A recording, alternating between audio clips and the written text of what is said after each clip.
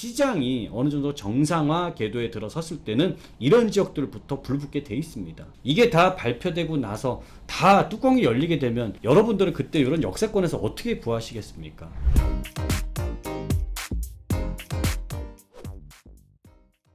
안녕하세요. 대부권의 이상수입니다. 집값에 따라서 부동산 정책이 바뀌는 걸까요? 아니면 부동산 정책에 따라서 집값이 바뀌는 걸까요? 제가 요새 생각을 해보면 집값에 따라서 항상 정책이 뒤따라 붙으면서 집값이 10%, 20% 화랑이라고 하면 강력한 규제가 나왔던 것 같고요. 그렇지 않고 정반대인 상황이 된다라고 하면 시장이 얼어붙을 수도 있으니까 이때는 규제 완화나 개발에 대한 정책이 나오게 됩니다. 근데 제가 예전에도 이런 상황을 겪어봤지만 이 규제가 완화가 되거나 개발이 되는 지역들이라고 한다면은 이 지역들은 시장이 정상화로 돌아서는 시간이 굉장히 빨라요. 한마디로 회복되는 시간이 굉장히 빠르고 내 투자 금액을 회수하는 시간도 굉장히 빨랐단 말이죠. 그렇기 때문에 여러분들이 이번에 7월 18일 날 국토교통부에서 발표한 핵심 추진과제, 이 내용은 분명히 알고 계셔야 되는 게 이 안에 담겨있는 내용이 굉장히 파격적이었습니다. 종상향이라는 강력한 단어가 나오고 여기에 층수 제한 완화, 엄청난 단어들이 포함이 돼 있고 굉장히 대단히의 이런 규제 완화가 예고가 되고 있는데, 그렇다면 여러분들이 지금 시점에서는 과연 어떻게 하고 계셔야 되는지, 어떤 지역을 보셔야 되는 건지 오늘 그걸 가지고 얘기해 볼 예정입니다. 자, 7월 18일 날 2022년 핵심 추진 과제라고 해서 국토교통부에서 현재 대한민국의 가장 우선적으로 처리해야 될 과제가 3가지가 있다라고 발표를 한 거예요. 그 첫 번째가 뭐냐면 주택 공급에 대한 주택 공급을 확대를 하겠다라는 내용이죠. 지금 집값이 어느 정도 소강 상태에 들어섰잖아요. 지금만큼 재개발이나 재건축 공급에 좋은 타이밍은 없다라는 거죠. 최적기는 없다라고 판단을 해서 여기에 대한 내용이 실려 있고, 두 번째는 이제 지역에 대한 개발입니다. 이 지역 개발도 그동안 집값이 우리 한 4년간 엄청나게 오르지 않았습니까? 이때 뜨거웠던 시기에 우리 집 앞에 개발된다라고 하면, 우리 집 앞에 지역 개발이 돼서 업무타운 들어오고 신규 교통망들이 잔뜩 들어온다 그러면 집값이 거기에서 기름 붓는 격이 되는 거 아닙니까? 그러니까 그때는 발표 못했어도 밀어놨던 개발 계획들이 이제서 나오게 되는 그 지역에 대한 개발을 이제 추진하게 되는 거고요. 세 번째로는 그간 이런 다양한 규제들이 규제 강화에 초점이 맞춰져 있다 보니까 이 부분들, 개발을 하기 위해서는 이 부분들을 반드시 완화시켜야 될 필요가 있는 거죠. 그래서 이 3가지의 골자를 가지고서 이번 핵심 추진 과제가 발표가 됐는데, 일단은 첫 번째의 주택 공급에서 보면은 지난 우리 2021년 2월 4일 날 발표가 됐던 게 공공주도 이런 개발 사업이었습니다.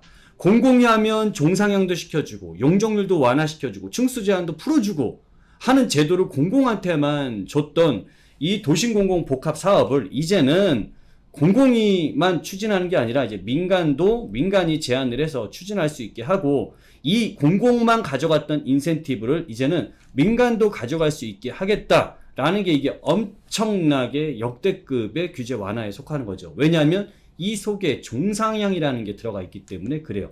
2종이 3종 되고 3종이 준주가 되고 이거 엄청난 거예요. 자, 이건 제가 좀 이따 자세하게 좀 설명을 해드리고, 여기에 이제 지역의 개발을 보게 되면 여기에 도심항공 UAM, 자율차, 모빌리티 혁신 로드맵을 만들겠다. 이게 뭐냐면 신규 교통망 개발이에요. 여러분들이 우리 얼마 전까지의 이제 GTX에 대한 부분들은 이제는 아마 학습 효과가 많이 돼서 누구나 다 아실 수 있다라고 생각을 합니다. 이 GTX가 예비 타당성이라든지 기본 계획을 세웠을 때가 2015년도예요. 그리고 2016년도에 이제 이 GTX 개발이 활성화가 됐고, 그 이후에 집값은 본격적으로 뛰기 시작했습니다. 자, 그러면 여러분들 중에 가만히 생각해 보면 2015년도, 2016년도에 그때 내가 동탄이나 일산 킨텍스나 의정부나 수원이나 이런 데 가서 내가 집이라도 하나 사놨으면 그러면 그 집이 2배 되고 3배가 됐을 텐데 라는 생각 많이 하셨을 거 아닙니까? 그러면 지금 이런 UAM이나 이런 모빌리티 혁신 로드맵이 나왔을 때 이거를 그냥 허투루 보내시면 안 된다고요.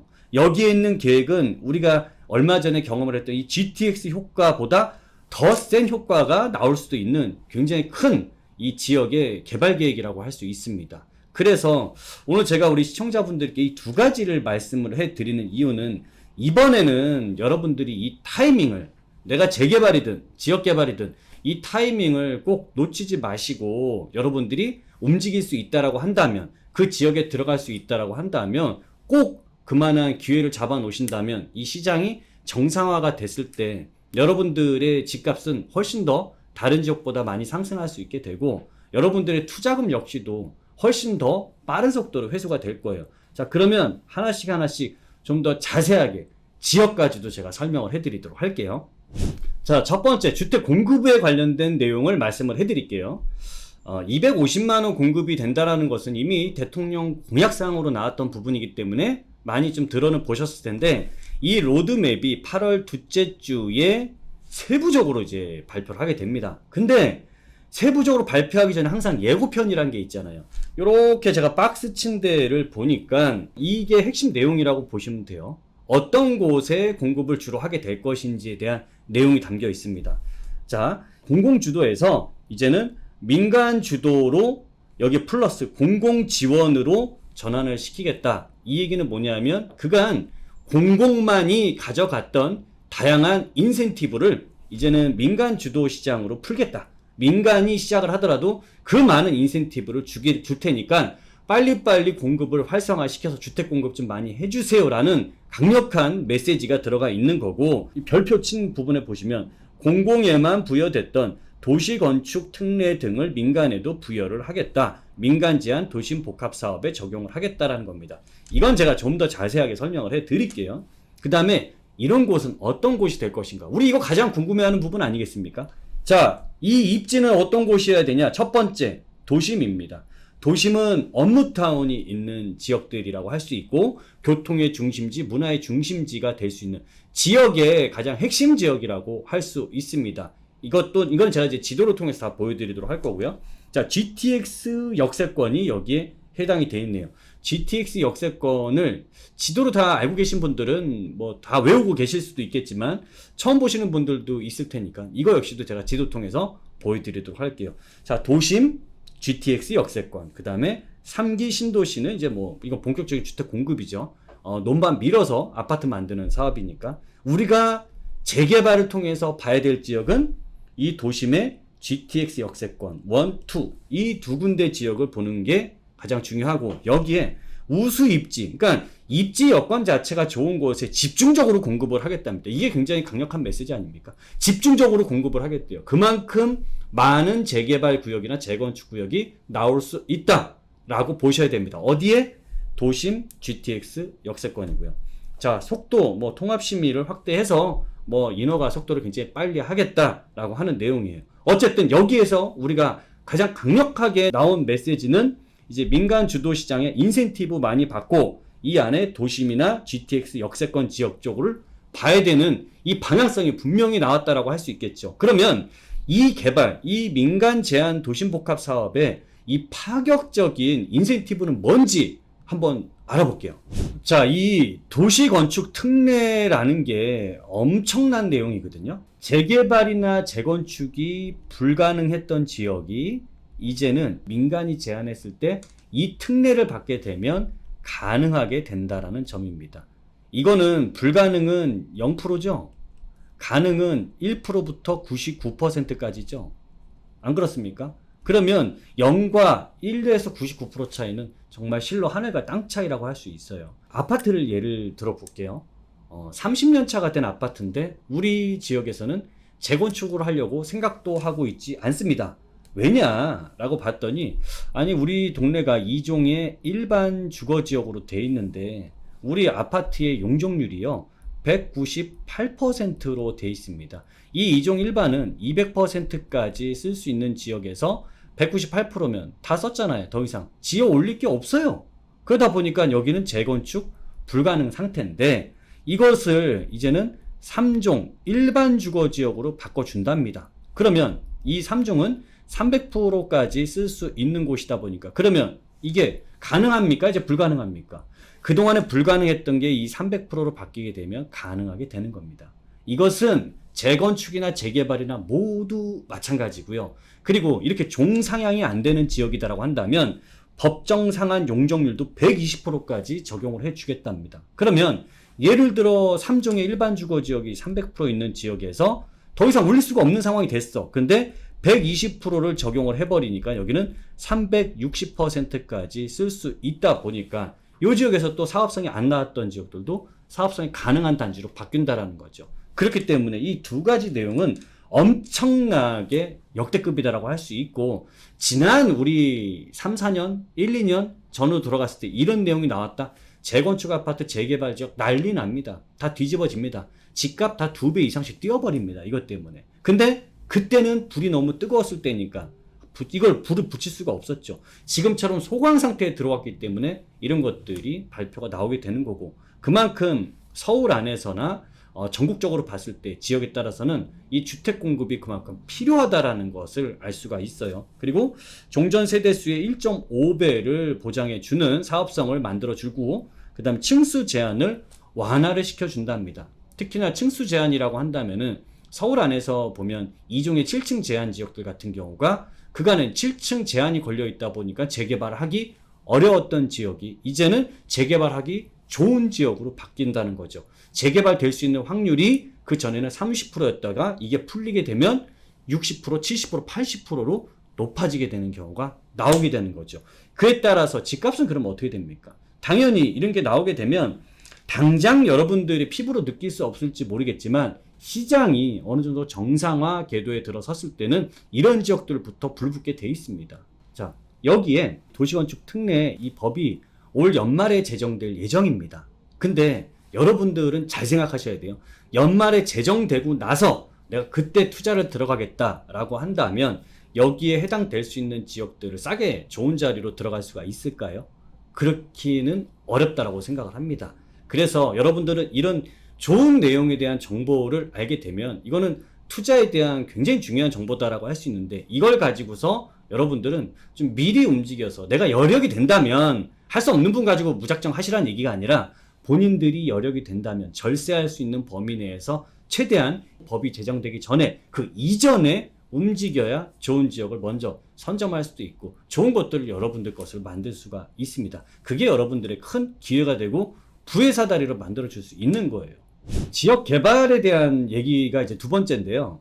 이 지역 개발은 일단 도시혁신 3종이라는 것을 도입을 하겠답니다. 근데 이 내용을 보니까 도시혁신 구역, 복합용도 구역, 고밀주거 지역, 여기에 전부 해당되는 지역들을 보면 도심의 건축규제를 폐지를 많이 해야 될 지역, 그러니까 규제가 많이 들어간 지역은 많이 폐지를 해주게 될 것이고, 그 다음에 복합용도 구역이라는 것은 이제 업무타운 지역이에요. 한마디로 이것은 서울이나 지방에서도 보면 이제 중심지라고 할 수 있는 업무 중심지, 그 다음에 상업 중심지, 교통 중심지, 다양한 이 중심 지역들이 존재를 한단 말이죠. 이 지역들의 개발이 현재 굉장히 급선무이기 때문에 이 지역 개발을 활성화시키겠다라는 내용으로 이해를 하시면 될 것 같고요. 여기에 따른 구체적인 내용도 이제 8월 둘째 주 이후면 발표될 예정입니다. 그리고 여기에 좀 짤막하게 나오긴 했는데 용산시대 개막이라는 이런 타이틀이 붙었어요. 아마 우리 1년 전, 2년 전만 하더라도 이런 내용 말하면 난리 났죠. 과거에 2018년도에 박원순 시장이 여의도 용산 복합개발 얘기 한번 했다가 그냥 한 달 만에 말 바꿔버렸죠. 그냥 당분간이 아니라 주택시장이 안정될 때까지 보류하겠다. 그 발표를. 그럴 정도로 그때는 시장이 무서웠던 시장이에요. 근데 지금 시장은 어쨌든 소강 상태에 접어들다 보니까 이런 얘기도 살짝씩 지금 나오고 있습니다. 그리고 지금 이게 용산공원 임시 개방 얘기 나오고 용산의 글로벌 비즈니스 허브 이 얘기가 나오는 게, 이게 비즈니스 허브가 뭐냐면 국제업무지구거든요.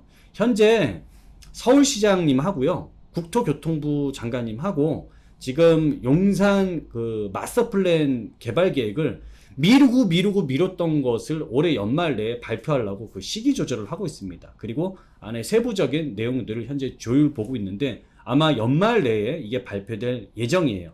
그러면 여기서 여러분들이 좀 잘 아셔야 될 건 뭐냐면 이런 것들을 허투루 보시면 안 돼요.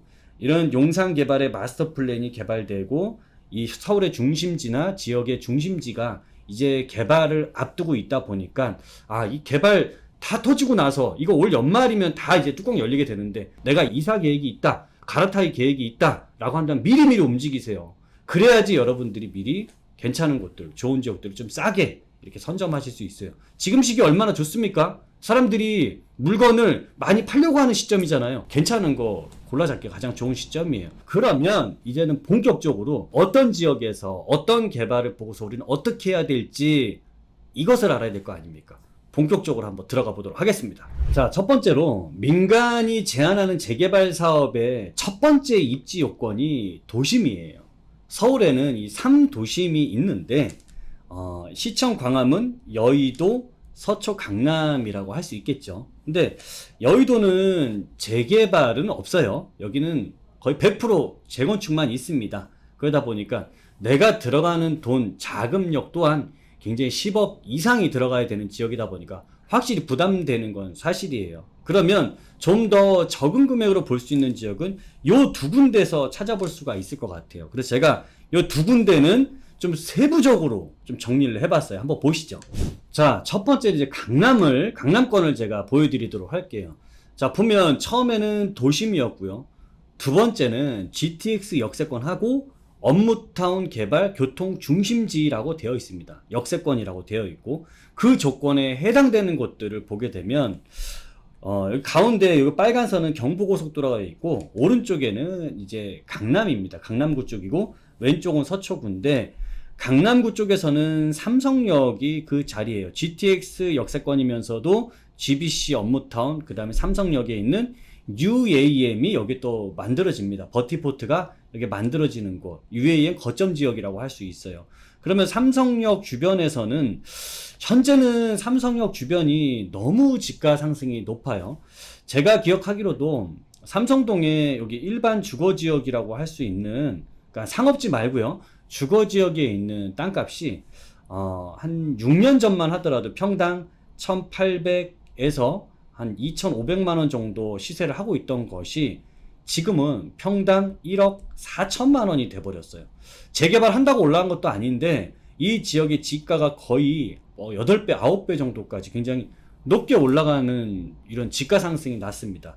가장 큰 이유가 이런 대규모의 개발이 있었기 때문에 이거에 대한 영향이 지가를 엄청나게 올렸고, 이 지역에 있는 빌라 값도요, 빌라 가격 있죠, 이것도 4억에서 5억 하던 빌라가 얼마 됐을까요? 이것도 14억 5천만 원 정도에 최근에 거래가 됐습니다. 거의 10억 가까이가 올랐던 지역이에요. 그러면 여기에서는 솔직히 개발 호재 너무 좋고 한데 여기서는 솔직히 찾기가 굉장히 어렵다 보고, 여기서 우리가 찾을 수 있는 지역이다라고 한다면 한 두 군데로 축약을 해보자고요.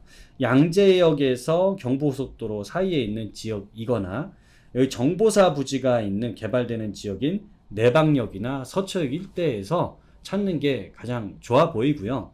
일단 저는 양재역이라고 한다면 GTX 때문에 여기 역시도 지가가 많이 상승을 한 반면에 상대적으로 여기 정보사 부지 주변에 내방역이라고 하는 이 방배동이거든요. 요 일대 지역이다라고 한다면 아직까지 이 강남구에 비교했을 때 강남구의 땅값이 일반 주거지역이 1억 4천만 원씩 한다고 했잖아요. 근데 여기는 상대적으로 그렇지 않아요. 여기 절반 값도 안 돼요. 한 6천만 원대 정도 시세를 하고 있단 말이죠. 그러다 보니까 이 지역에 있는 곳은 빌라 값도 상대적으로 저렴합니다. 그래서 빌라도 한 6억 전후에 매수를 여러분들이 충분히 가능하시고, 아마 여기는 전세값이 높다 보니까 1억 5천만 원 정도 전후로도 여러분들이 충분히 여기에서는 재개발 가능 지역에도 투자를 하실 수 있는 큰 기회가 생기고, 이 자리는 또 이런 업무타운까지 개발이 되는 지역이다 보니까 여러분들이 강남 안에서 보실 때는 이 방배동 일대 지역이 가장 유망 지역이다라고 볼 수 있습니다. 자, 다음에는 도심으로 가보도록 할게요. 자, 조건을 잘 기억하셔야 돼요. 서울 도심이면서 GTX의 역세권이면서 그 다음에 업무단지의 개발이 있는 지역들이라고 한다면 이 교집합이 모두 다 들어와 있는 지역은 이 서울역 주변이라고 할 수 있어요. 서울역 같은 경우에는 GTX가 A 노선도 들어오고 여기에 이제 B 노선도 들어오게 되는 거고, 추가적으로 신안산선, 신분당선 포함해서 10개의 지하철이 만들어지는 가장 대한민국에서 교통의 중심 지역입니다. 자, 이것만으로도 이미 조건은 다 갖춰졌다라고 할 수 있어요. 이런 민간 제한 재개발이 될 수 있는 요건이 딱 들어맞는다라고 할 수 있고, 추가적으로 이 위쪽으로는 서울역 위에 북부 역세권이라고 해서 내년에 이제 개발이 들어가는데 여기는 코엑스가 만들어지는 개발 사업이 있어요. 여기는 업무시설, 상업시설 모두 다 들어오게 됩니다. 강남의 코엑스 생각하시면 돼요. 그 다음에 이 아래쪽으로는 이제 철도 지하화 사업이 진행될 예정이라 이 위쪽으로 이제 공원이 앞으로 만들어지게 되고, 그 다음 바로 아래쪽으로 연결되어 있는 곳은 용산공원이 이제 개방을 앞두고 있는 상황이에요. 올해 이제 9월 달에 임시 개방이고 모든 지역을 다 개방하는 건 아닙니다. 근데 앞으로 시간을 두고서 지금 뭐 대통령님도 거기 와 계시니까 앞으로 반환을 받는 속도도 빨리 진행될 것 같고, 뭐 용산공원 개발에는 굉장히 긍정적인 요소로 작용할 수 있지 않을까 싶어요. 자, 그리고 이 위쪽으로 서울역 주변에는 이제 힐튼 호텔에 이런 UAM이 요거죠, 요거. 도심항공 날아다니는 거. 이게 신규의 미래형 교통망이다 라고 보시면 되고, 이게 빠르면 2025년에는 보실 수 있을 것 같고요. 이미 이 UAM이라는 것은 이미 시험은 다 만들어졌어요. 이렇게 날아다니는 거 사진으로만 있는 게 아니라 이미 현대 제네시스에서도 만들고, 그 외국 기업에서는 이제 포르쉐에서도 요걸 다 만들어 놓고 지금 시험 운행을 계속 하고 있는 상황입니다. 이걸 상용화를 언제 쓸 것인가만 이제 놓고 있는 상태예요. 자, 그러면 저라면 지금 여기에서 서울역 개발이 있고, 아래쪽에 철도 지하화가 있고, 용산공원 개발이 있고, 남산공원을 끼고 있는 지역, 요 주변 일대다라고 한다면 너무 좋지 않을까요? 여기에서 우리가 재개발 구역을 기다린다고 한다면, 특히나 이렇게 서울역하고 가장 인접해 있는 지역, 힐튼 호텔하고 좀 인접해 있는 지역이 가장 좋다라고 할 수 있고, 여기는 이제 용산의 후암동이란 데고, 또 가장 인접해 있는 지역인 여기 회원동이 있네요. 그러니까 후암동이나 회원동이 서울역엔 가장 가까이 있으면서 이런 회원역, 역세권을 끼고 있는 도심에 위치한 곳이다 보니까 이런 민간 재개발의 인센티브를 가장 많이 받을 수 있고, 또 여기는 이종의 7층 제한도 묶여 있는 지역이다 보니까 층수 제한까지도 완화가 될 가능성이 상당히 높다라고 판단이 됩니다. 그러면 여기에서 투자되는 금액들을 제가 보니까 대략 매매 가격은요, 빌라 매매 가격이 5억대 한 중반 전후를 하고 있습니다. 그리고 전세값이다라고 한다면은 한 3억에서 한 3억 초반 정도이기 때문에 아마 여러분들이 한 2억 5천에서 한 2억 8천 이 정도 사이면은 충분히 투자하실 수 있는 지역이고, 뭐 예전에 비해서 당연히 투자 금액이 올랐지만 지금 뭐 서울의 웬만한 지역들 이 정도 3억 정도 갖고 있지 않으면 어디 재개발에 좋은 입지를 갖고 있는 이런 투자하시긴 상당히 어렵다라고 봐요. 근데 어쨌든 지금 시점이기 때문에 여러분들이 이런 물건들을 이런 좋은 자리에서 할 수 있는 기회가 있다라고 생각을 하고, 이게 다 발표되고 나서 다 뚜껑이 열리게 되면 여러분들은 그때 이런 역세권에서 어떻게 구하시겠습니까? 이렇게 좋은 자리들을. 안 그렇습니까? 그래서 저는 오늘 여러분들께 말씀드리고 싶은 것은, 이런 앞으로에 대한 국토부나 서울시가 이런 정책 방향을 쓰는데 이 방향을 따라서 가는 게 굉장히 중요하다고 보고, 제일 중요한 건 이 발표가 다 터지고 나서 들어가려고 하지 마세요. 그 전에 조금씩 빨리 움직이신다면 여러분들은 그때 부의 사다리를 확실히 잡으실 수 있을 거다라고 저는 굳게 의심치 않고 믿습니다. 자, 오늘 내용 우리 시청자분들께서 즐거우셨다면 구독, 좋아요, 알람 설정 해 주시고요. 지금까지 시청해 주셔서 감사합니다. 저 물러가도록 하겠습니다.